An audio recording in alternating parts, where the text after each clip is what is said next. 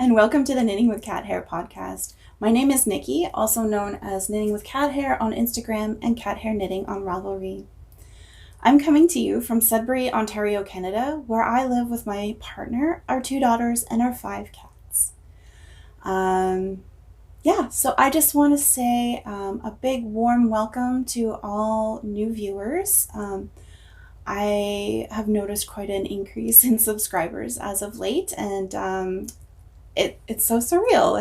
It's great. The whole purpose of me creating this podcast was to really, it was kind of twofold, was to face some of my fears about public speaking, and really putting myself out there. But mostly it was just to connect with the knitting community and all the wonderful people that are found therein. So thank you for tuning in, and for all returning viewers, thank you so much for coming back. It means the world to me. So I hope that everyone is doing well. Not even going to talk about the whole C word today. We're just going to move right on in. So speaking of subscribers, I have reached my milestone of 100 subscribers. I think it happened yesterday evening or something, right before this podcast, which is perfect timing. So as I said, I think right from the get-go, if I could reach 100 subscribers, I would do a giveaway. So I plan on doing that. I haven't figured out the prize yet. I still have to kind of look through and see. I feel like I really want to do another yarny giveaway, and I think I'll try and do a Canadian yarn, just because, if you're not in Canada, it might be an opportunity to experience a different brand. So anyways, I will probably post something on Instagram, if you follow me there, about what the prize will be between now and the next podcast, which is usually every 2 weeks. So in the meantime, if you want to be entered in the giveaway, please leave a comment down below. Of course, like and subscribe, and leave a comment. And I think the prompt today will be, I like this question. I ask this question a lot of people who are doing Q's and A's. So tell me about the project. It doesn't have to be knitting. It could be any kind of making, any project that you are most proud of, and why. And leave a comment down below with your answer, and I will do use a random comment picker between now and the next podcast, and do a draw, and I will announce it on the next podcast. Okay, great. So I hope everyone's doing well, and let's move right on into the knitting, shall we?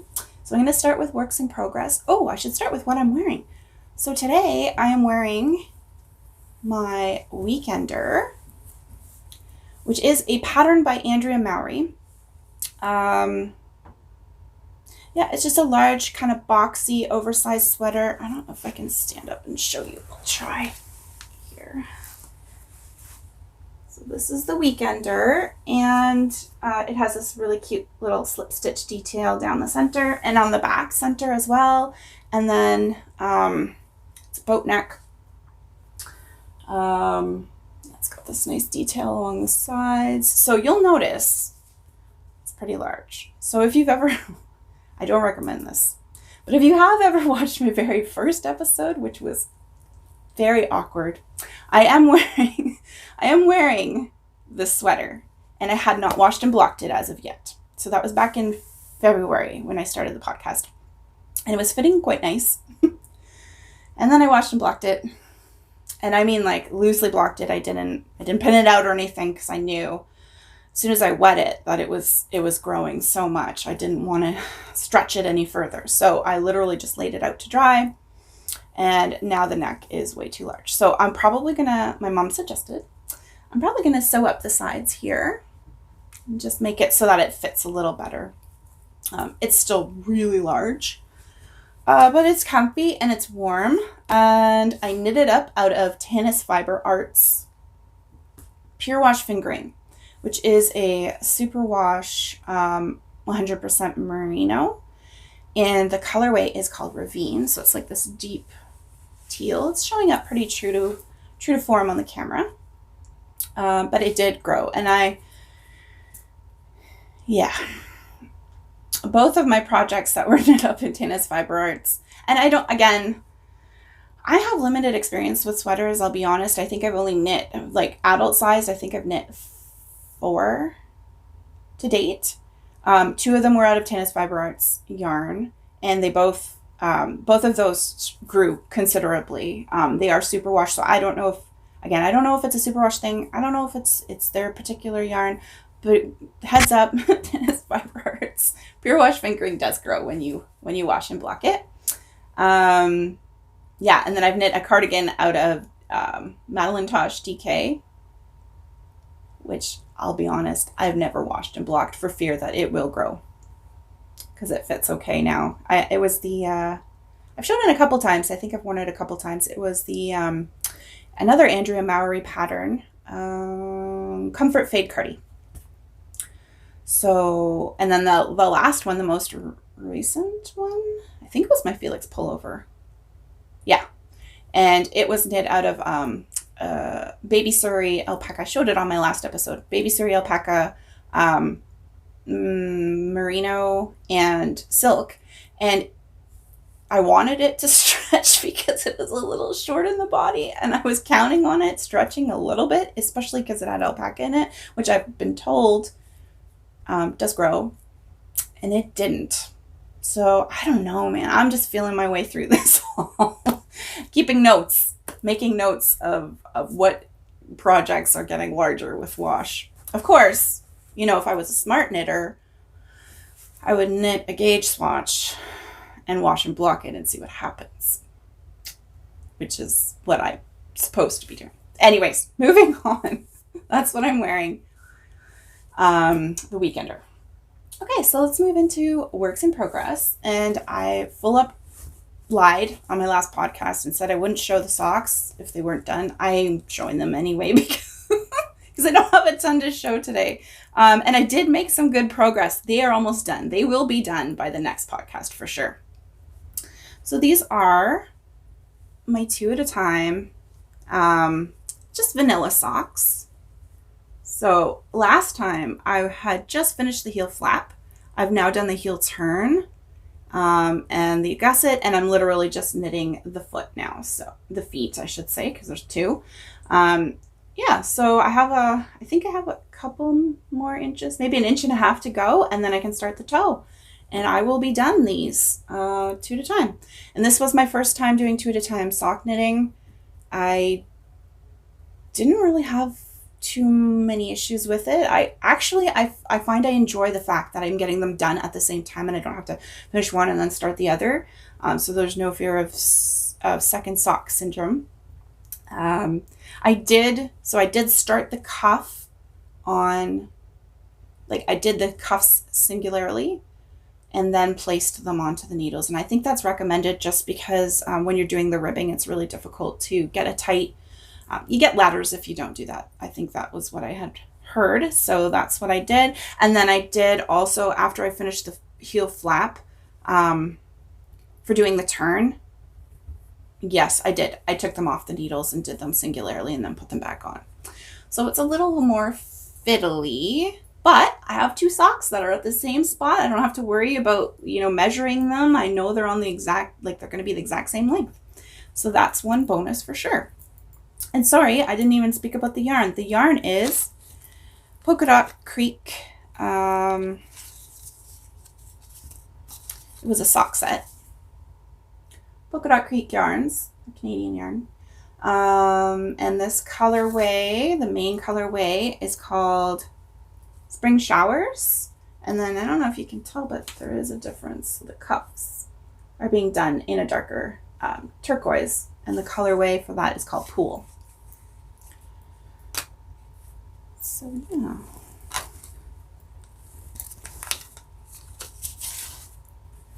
And then they are housed in my lovely 2 at a time sock knitting bag that I show every single episode. But I love it. It's by My Needle Crafts. And it's got little bees on it, which I am a huge fan of bees. Yeah. So those are my socks. Okay, next up, housed in my, this is just a bag that they give you when you shop at Unit. This is Toronto, I think it's Toronto, yeah, Toronto local yarn shop. So housed in here is my Ranunculus, which I made quite a bit of progress on. It's kind of difficult to show this one because it's so lacy. I don't know if you can tell, but let's see if I can see here. Oh, you can see the lace. Great. All right, so I made quite a bit of progress. I'm almost done with the fancy stitches, I believe. The progress marker shows where I was last time. So yeah, quite a few inches. And again, this is being knit up out of Illiamani. I'm gonna find the, oh my goodness, my cakes are disastrous. Illiamani Sudbury. And this is the tag here. And this is color 82, which I think is their natural color. And it is an 85% organic cotton, 15% baby alpaca. And I think it's more of a light fingering, almost verging on lace. Like it's kind of in between. I think it's very, very fine. But it's, yeah, it's lovely to knit with. It's soft. It's not hard on the hands, even though there's a high cotton content in it. And I mentioned last time that my intent with knitting this is to kind of make a summer top that I can just throw on top of either like a tank top with a skirt or jeans or something. Or I bought this beautiful linen dress from Not Perfect Linen that I ordered. Oh goodness, they had a huge wait list or back order time. I can't remember. I ordered it in the beginning of summer maybe, or even late spring. I can't recall, but I didn't get it in time to even wear it. So it came in the fall. But yeah, so I think it'll look really pretty. And I understand when people say that they want to knit like 1,000 ranunculuses. Ranunculuses. Anyways, because it's a fun knit. I did struggle a little bit. Most of that's all my problems, not paying attention to techniques that I've learned in the past and forgetting how to rectify those issues, or dropping stitches, things like that. So the restarts that I think I had 5 of them, no fault of the pattern, not at all. But yeah, I can see myself knitting one for each season, truthfully. So I'm kind of already eyeing my yarn for the next ranunculus. Okay, so that's ranunculus. And housed in my super affordable bag from Michaels, complete with cat hair as always, is my Woodlark Shawl. I forgot to mention that the Ranunculus, the designer is Midori Hirose. My apologies. Okay, so I am knitting the Woodlark Shawl by Fibre Tales.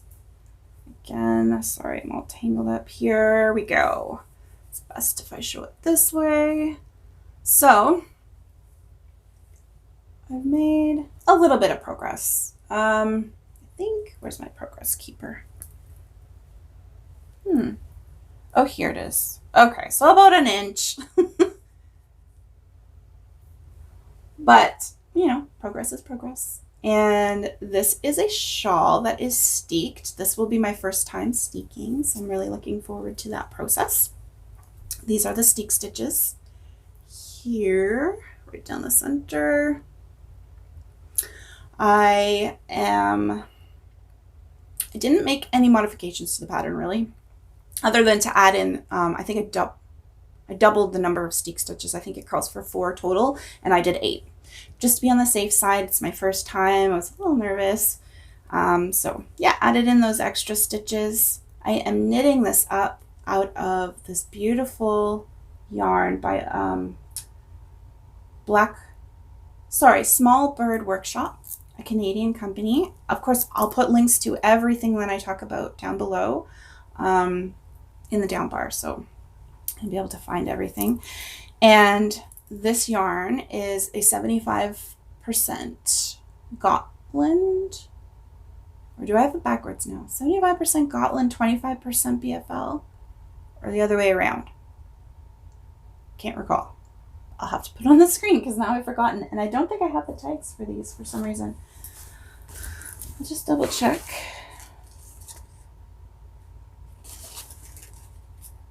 No, I don't. Okay. Anyways, I'll put it on the screen. But it's lovely. And this colorway, so this color here, the natural color, is the natural color. It's undyed. And then the color work, I'll show a little closer here. It's a dark teal, very dark teal, and it's called Ink. I'm really enjoying this knit. I mentioned this before, but I am knitting it up as part of a knit along that Naomi and Zoe from the Yarn Curator and Felicity Yarn Studio podcasts are holding, called Steek Along 2020. You can follow along with that hashtag on Instagram. I think they also have a Ravelry thread dedicated to the Steek Along. So yeah, it's not too late to join in either. So you have to have it done by the end of the year. So I'm pretty sure I'll have this done. Mind you, time is just flying by. 2020 time does not seem to exist. I don't know. Anyway, yeah, so I'm really enjoying that. And it's kind of a necessity item. I guess I could have knit any shawl, but this one had caught my eye a long time ago, or when it first came out, really. I just loved the look of the color work on it and the little baubles, and yeah, so my intent is to knit the shawl and wear it when I'm down here, which is my craft room / office / guest room. So specifically when I'm working, it does get chilly. I'm in the basement, so it gets a bit chilly down here. I have a little heater running at all times pretty much, but the shawl will go a long way to help keep me warm when I'm working. Yeah, so that's the Woodlark Shawl. And then my last work in progress is my Swallowtail, which I'm thoroughly loving. Swallowtail is a pattern by Knitosophy, also known as Jamie Hoffman. And it is a colorwork yoked sweater that has a butterfly on it, a swallowtail butterfly. So let's see, I'm just trying to make this look as pretty as possible. All my ends hanging off. And this is my sweater. I've split for the sleeves, and you'll notice the butterfly's done. Woohoo! So where's my stitch marker? My stitch marker starts, right here. So I did quite a few rounds. And now that I've split for the sleeves, it's going to go even quicker because obviously I have less stitches to work on. I did make an error and I'm currently backing up. But yeah, I love it. I love it. I've tried it on. Good to go. Perfect fit. Exactly what I wanted. So it's not, I'm making the size 6, which I think accommodates a size 48 bust. My bust is about a 45. But I wanted a few extra inches. I didn't want it to be super tight on me. Just not my style really. So I added, or I went up a size. Yeah. So I am very much looking forward to working on this again, and I will be doing so after. Oh, so this is the front. I should show you the back. Also has color work all the way around. No butterfly, but isn't it so pretty? I love it. I am knitting this up out of Georgian Bay Fibre Co. yarn, which is, Georgian Bay Fibre Co. is a local, to me, Sudbury yarn dyer The yarn is 100% BFL, which is dreamy.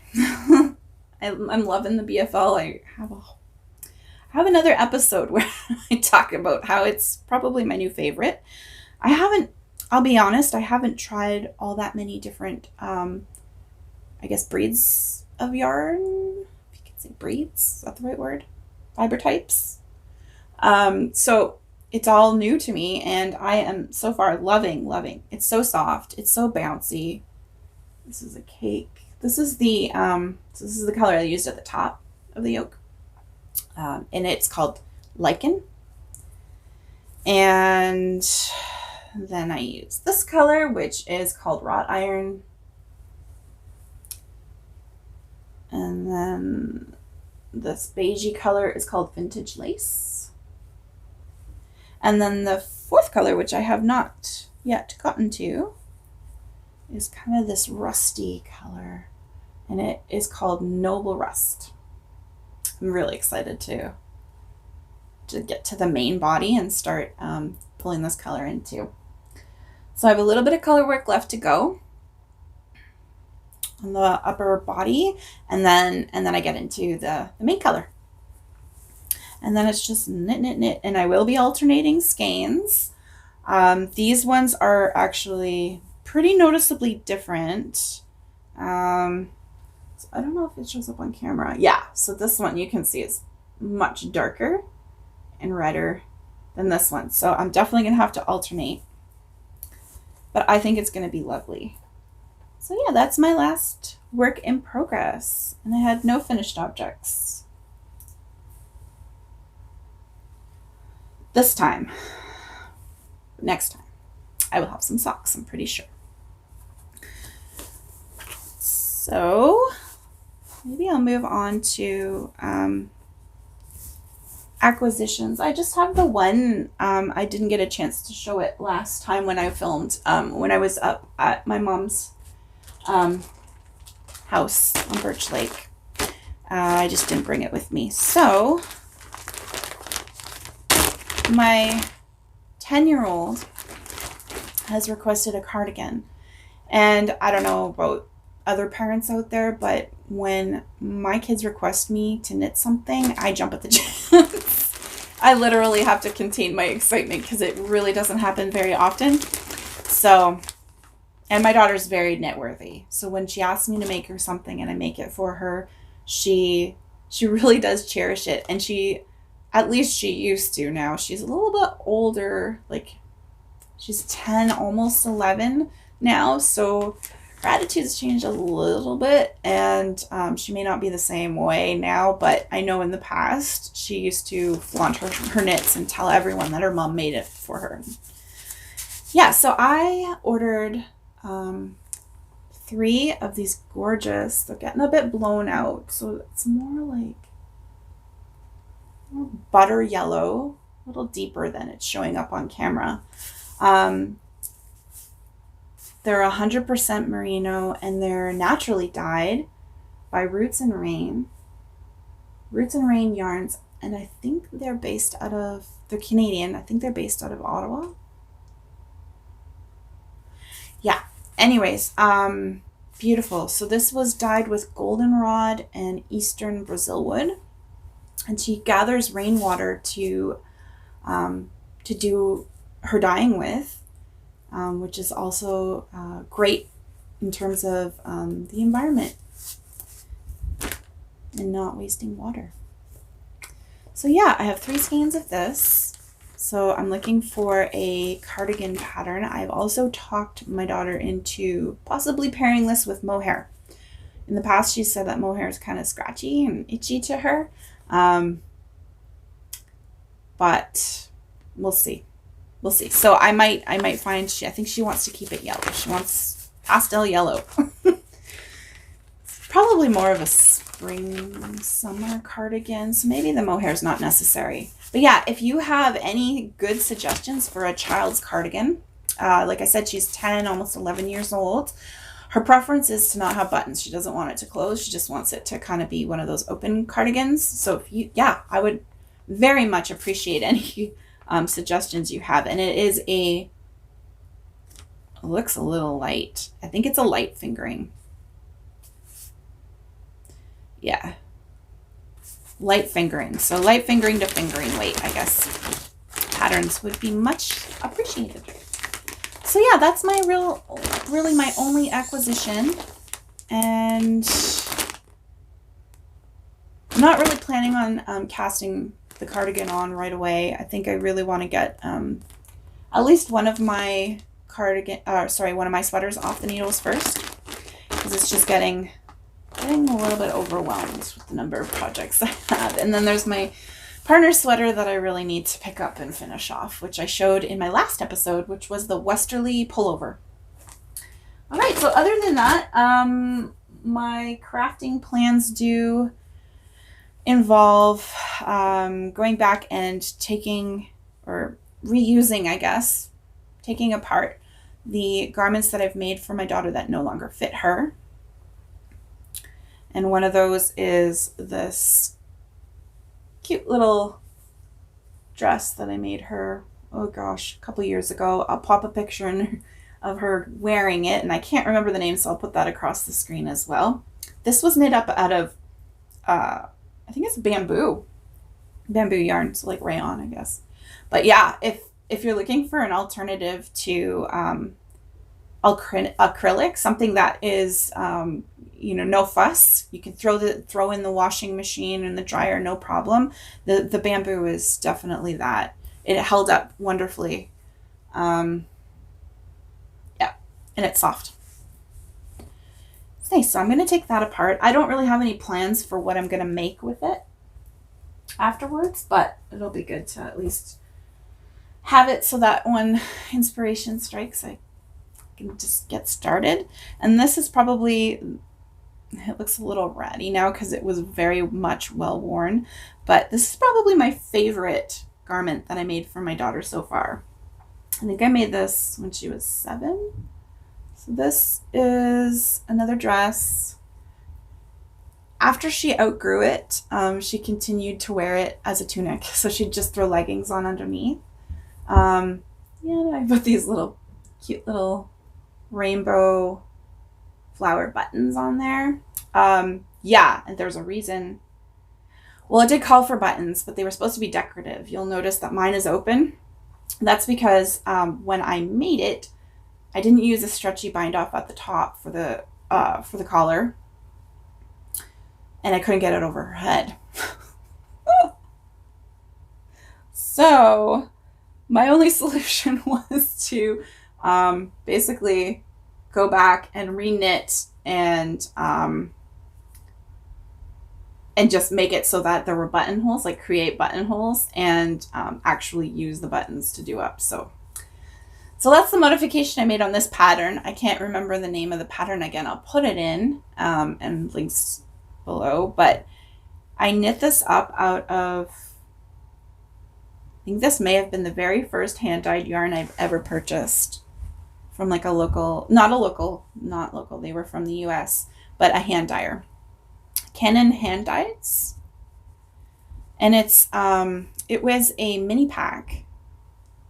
So there are actually more colors than this. I just used the bright rainbow colors, and then this kind of grayish neutral. I think it's the natural undyed colors, the grayish color. But yeah, there were, oh goodness, I can't remember how many colors. I think there were 24 colors. Yeah, because there were some browns and some dark grays and stuff. And yeah, so I knit that up. It's got, I think it's a yak merino.